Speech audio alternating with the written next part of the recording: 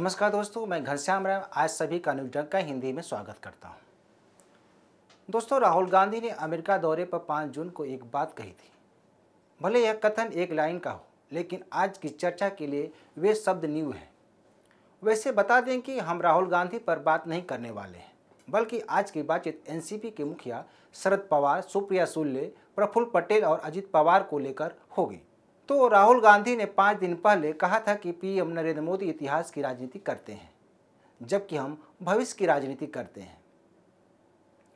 अब यह जान लीजिए कि शरद पवार ने ऐसा क्या कर दिया कि अजित पवार की भाखरी जल गई, जबकि सुप्रिया सुले और प्रफुल्ल पटेल की लॉटरी लग गई।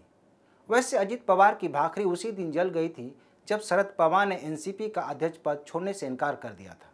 कहा जाए तो अब शरद पवार ने सही मायने में भाखरी पलटते हुए अपनी बेटी सुप्रिया सुले को पार्टी का कार्यकारी अध्यक्ष बनाया है। साथ ही यही पद प्रफुल्ल पटेल को भी सौंपा गया है, यानी उन्हें भी कार्यकारी अध्यक्ष बनाया गया है, जबकि अजित पवार खाली हाथ रहे। ऐसे में सवाल उठ रहे हैं कि आखिर शरद पवार ने पार्टी के लिए 2 कार्यकारी अध्यक्ष क्यों चुना? क्या शरद पवार के इस निर्णय से अजित पवार पार्टी से किनारे लगा दिए गए?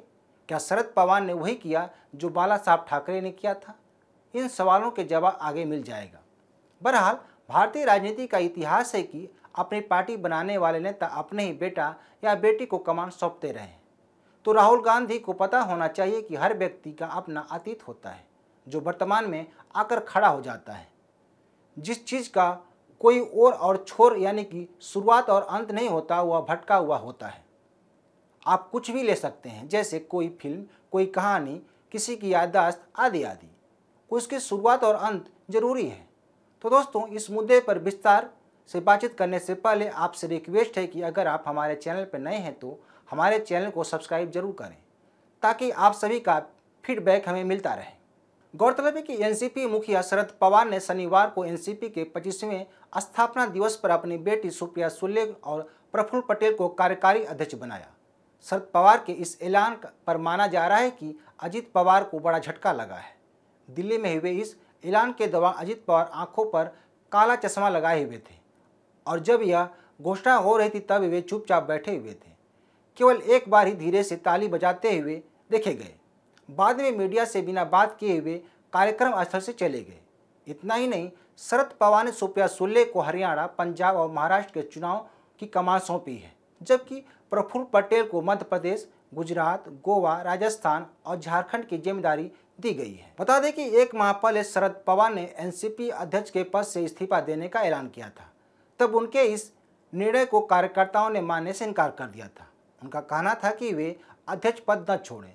इस दौरान अजित पवार ने कार्यकर्ताओं से यह कहते हुए देखे गए थे कि आप सब शरद पवार पर अपना निर्णय वापस लेने के दबाव न बनाएं। हालांकि बाद में शरद पवार ने अपना फैसला वापस ले लिया था, जिसके लिए वे जाने जाते हैं।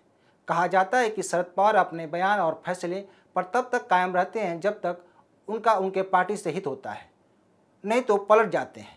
उस समय यह कहा गया था कि शरद पवार ने शक्ति प्रदर्शन किया था। वह यह देखना चाहते थे कि कौन उनके साथ है और कौन नहीं, क्योंकि उस समय अजित पवार के बीजेपी के साथ जाने की अटकलें लगाई जा रही थी। वैसे शरद पवार के इस ऐलान से साफ हो गया कि अब राज्य की कमान भी धीरे धीरे सुप्रिया सुले को देने की तैयारी है। मैं शरद पवार के इस्तीफा देने के ऐलान पर बनाई गई वीडियो में इस बात का जिक्र किया हूं कि चाहे जो भी हो जाए, शरद पवार पार्टी की कमान सुप्रिया सुले को ही सौंपेंगे। उसका कारण अजित पवार पर शरद पवार को भरोसा नहीं है। उन्हें शक है कि अजित पवार कभी भी सत्ता के लिए कल्टी मार सकते हैं, लेकिन सुप्रिया सुले के हाथों में कमान रहेगी तो पार्टी टूटने से बच जाएगी। बता दें कि बाला साहब ठाकरे ने भी उद्धव ठाकरे को पार्टी की कमान देने से पहले उन्हें पार्टी का कार्यकारी अध्यक्ष बनाया था। बाद में उद्धव ठाकरे ने पार्टी की पूरी कमान संभाल ली थी। भारतीय राजनीति का यह इतिहास रहा है कि अक्सर अपनी पार्टी बनाने वाले नेता अपने ही परिवार के सदस्यों को अध्यक्ष या मुख्यमंत्री बनाते हैं। लालू यादव जब जेल जाने लगे थे तो अपनी पत्नी राबड़ी देवी को मुख्यमंत्री बना दिया था। सवाल है कि क्या राजद में उस समय कोई काबिल नेता नहीं था? ऐसा कोई बात नहीं थी, बल्कि ये क्षेत्रीय पार्टियां परिवारवाद की नींव पर टिकी हुई हैं। उद्धव ठाकरे से ज़्यादा मुखर और जनता में लोकप्रिय राज ठाकरे थे, पर बाला साहब ठाकरे ने उन्हें अपना उत्तराधिकारी नहीं बनाया। हर मुश्किल वक्त में खड़े रहने वाले शिवपाल यादव को मुलायम सिंह यादव ने सपा की कमान अपने पुत्र अखिलेश यादव को सौंपी। ऐसी एक नहीं कई पार्टियां हैं जो परिवारवाद पर निर्भर है। देश की सबसे पुरानी पार्टी कांग्रेस भी इससे अछूती नहीं है।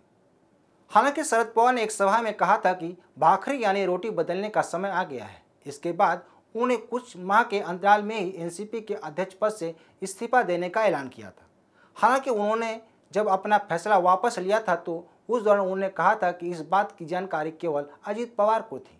इस दौरान उन्होंने यह भी कहा था कि अब पार्टी में नए लोगों को मौका दिया जाएगा, लेकिन अभी तक जो भी ऐलान किया गया है उसमें नए लोगों को मौका नहीं दिया गया है। बहरहाल अब सवाल यह है कि अजित पवार का क्या होगा। कहा जा रहा है कि शरद पवार अगर उन्हें कार्यकारी अध्यक्ष बनाते हुए खुशी खुशी स्वीकार कर लेते हैं, लेकिन ऐसा नहीं हुआ। अब उनके पास 3 रास्ते बचे हुए, या तो वे पार्टी में यह सोचकर बने रहें कि मेरा भी टाइम आएगा। वर्तमान में वे सब कुछ सहते हुए पार्टी में अपनी इमेज चमकाते रहें। दूसरा यह कि वे अपने समर्थकों के साथ बीजेपी के साथ चले जाएं। हालांकि माना जा रहा है कि अजित पवार ऐसा कुछ भी नहीं करने वाले, क्योंकि उन्होंने शरद पवार के इस्तीफा के ऐलान के दौरान यह देख चुके हैं कि कैसे समर्थक उनके साथ खड़े थे। कहा जा रहा है कि शरद पवार के रहते अजित पवार अभी ऐसा कुछ नहीं करने वाले, मगर क्रिकेट और राजनीति के बारे में कहा जाता है कि इसमें कुछ भी संभव है। उनके नई पार्टी बनाए जाने की संभावना पर भी संशय है, क्योंकि राज ठाकरे और महाराष्ट्र में अन्य पार्टियों की हालत वे देख ही रहे हैं। रही बात 2 कार्यकारी अध्यक्ष की, तो अजित पवार का भविष्य में मुख्यमंत्री पद के दावेदारी की संभावनाओं को भी खत्म कर दिया गया है। साथ ही सुलह भविष्य में शरद पवार के उत्तराधिकारी होंगे, यह साफ हो गया। तो राहुल गांधी को यह समझना चाहिए कि किसी का अतीत उसका वर्तमान और भविष्य बनाता है। शायद अजित पवार का इधर उधर जाना उनका वर्तमान भी बिगाड़ दिया। तो देखते हैं कि अजित पवार का अगला कदम क्या होगा। तो दोस्तों, आप इस बारे में क्या सोचते हैं, हमें ज़रूर बताएं। इस वीडियो को शेयर, लाइक और कमेंट जरूर करें। हमारे YouTube चैनल को सब्सक्राइब करें। धन्यवाद।